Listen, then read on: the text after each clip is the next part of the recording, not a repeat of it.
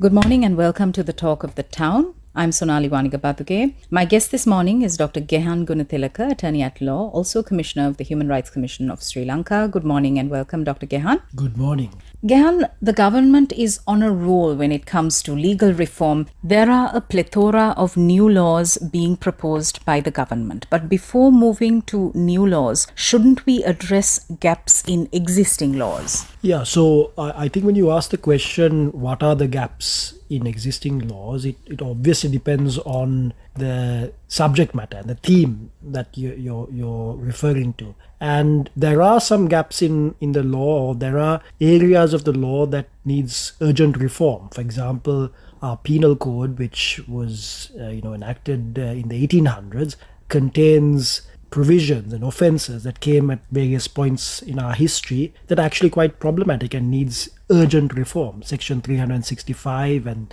365A of the Penal Code. These offences have criminalised same-sex activity, and now there is a legislative agenda to undo that problem. But on the other hand, we also need to have momentum. And despite the fact that there is a bill before Parliament, and despite the fact that the Supreme Court has very clearly endorsed that bill as being consistent with the Constitution, we're still to see the enactment of this very simple amendment to the Penal Code. So there are gaps, and those gaps can be addressed quite quickly.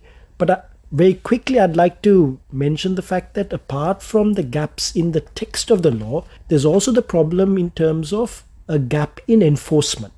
And Section 3 of the ICCPR Act, which criminalizes incitement to violence when targeting certain types of communities. That law has been in play for 16 years, since 2007. And we haven't seen a successful prosecution and conviction of anyone who's actually incited violence against a minority community, despite the fact that there have been many instances of that. So then here the problem is not a gap in the law in terms of the text of the law, but it's a problem in terms of enforcement of the law. And again, the Supreme Court has made certain observations that this law is being routinely misapplied without being applied for its true purpose.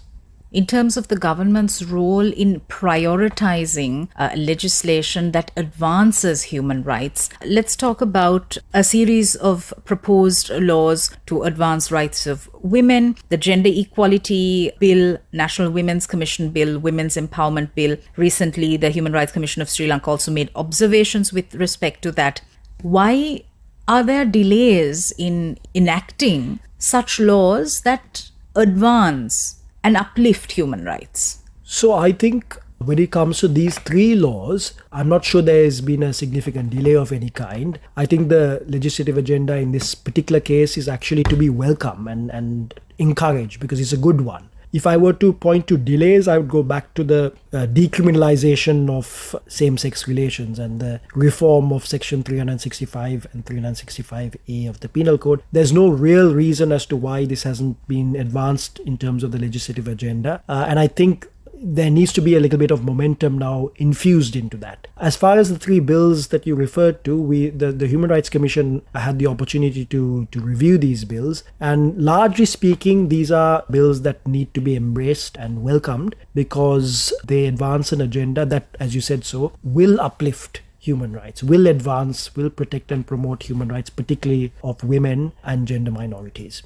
Some of the bills that advance rights but have been subject to years and years of delays have been the Sign Language Bill, the Animal Welfare Bill. Despite there being momentum, despite stakeholders really trying to get these bills enacted, there has been no materialization. What must be done? Yeah, that's a really good question. And I mean, apart from the examples you take, there's an amendment to the Land Development Ordinance that I recall when I was an advisor to the Foreign Ministry. This would have been back in 2015 or 16.